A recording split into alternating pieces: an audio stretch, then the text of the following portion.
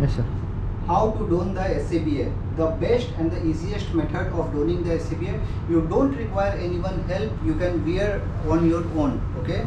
This has to be wear during emergency as soon as possible, because you are a firefighter and you don't have to miss any time. You don't have to wait for anyone to come and help you for wearing.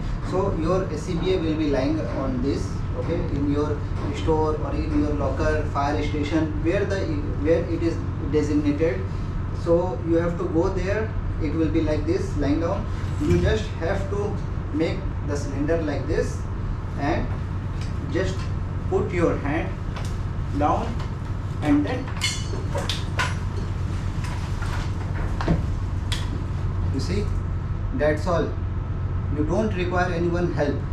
Okay, don't try to wear like a school bag. Okay, if your cylinder is here, for example, your cylinder is down. Okay, cylinder is down, and if you are wearing like a school bag, then you will see how much, where is the other one, where is the other harness. You see, now this one is stuck.